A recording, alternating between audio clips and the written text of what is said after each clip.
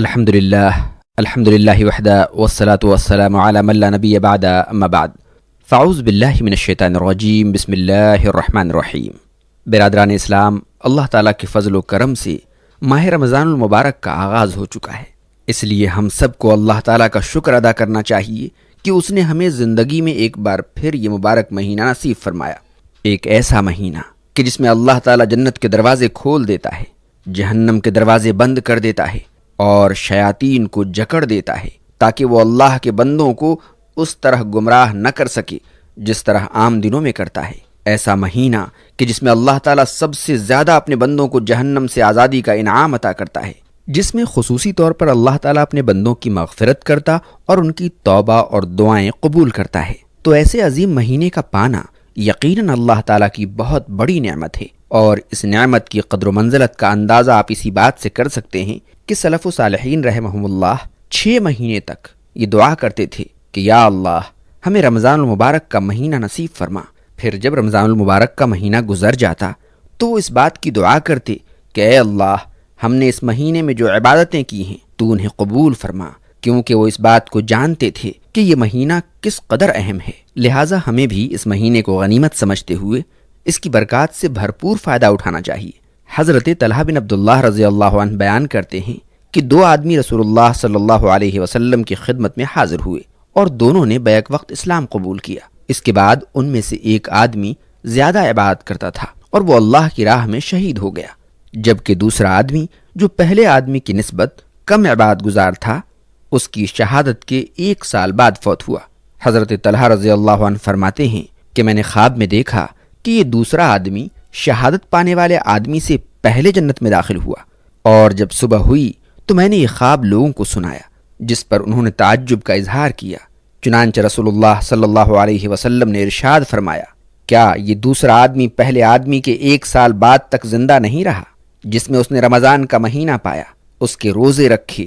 اور سال بھر اتنی نمازیں پڑھیں، تو ان دونوں کے درمیان جنت میں اتنا فاصلہ ہے جتنا زمین و آسمان کے درمیان ہے، جیسا کہ ابن ماجہ اور ابن حبان میں ہے، جسے علامہ البانی نے صحیح کہا ہے۔ اس حدیث میں ذرا غور فرمائیں کہ 2 آدمی اکٹھے مسلمان ہوئے، ان میں سے ایک دوسرے کی نسبت زیادہ عبادت گزار تھا اور اسے شہادت کی موت نصیب ہوئی، جبکہ دوسرا آدمی پہلے آدمی کی نسبت کم عبادت کرتا تھا اور اس کی موت عام موت تھی۔ لیکن کیا وجہ ہے کہ یہ جنت میں پہلے داخل ہوا؟ اس کی وجہ یہ تھی کہ یہ پہلے آدمی کی شہادت کے بعد 1 سال تک زندہ رہا اور اس دوران اسے رمضان المبارک کا مہینہ نصیب ہوا، جس میں اس نے روزے رکھے اور سال بھر نمازیں پڑھتا رہا۔ تو روزوں اور نمازوں کی بدولت وہ شہادت پانے والے آدمی سے پہلے جنت میں چلا گیا۔ یہ اس بات کی دلیل ہے کہ رمضان المبارک کا پانا اور اس کے روزے رکھنا اللہ کی بہت بڑی نعمت ہے۔ آپ ذرا غور کریں کہ ہمارے کتنے رشتہ دار اور کتنے دوست احباب پچھلے سال رمضان المبارک میں ہمارے ساتھ تھے،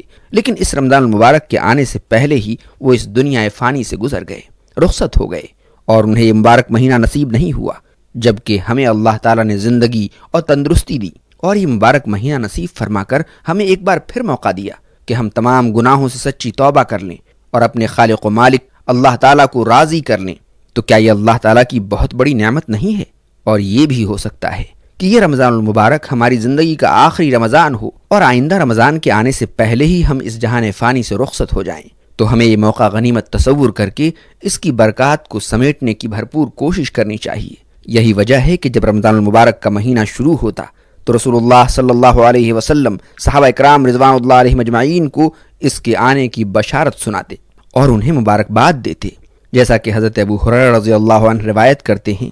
کہ رسول اللہ صلی اللہ علیہ وسلم نے رمضان المبارک کی آمد کی بشارت سناتے ہوئے فرمایا، تمہارے پاس ماہ رمضان آ چکا ہے جو کہ بابرکت مہینہ ہے۔ اللہ تعالیٰ نے تم پر اس کے روزے فرض کیے ہیں، اس میں جنت کے دروازے کھول دیے جاتے ہیں اور جہنم کے دروازے بند کر دیے جاتے ہیں، اور اس میں سرکش شیاطین جکڑ دیے جاتے ہیں، اور اس میں اللہ کی ایک ایسی رات ہے جو 1000 مہینوں سے افضل ہے۔ جو شخص اس کی خیر سے محروم رہ جائے وہی اصل محروم ہوتا ہے۔ نسائی حدیث نمبر 2106۔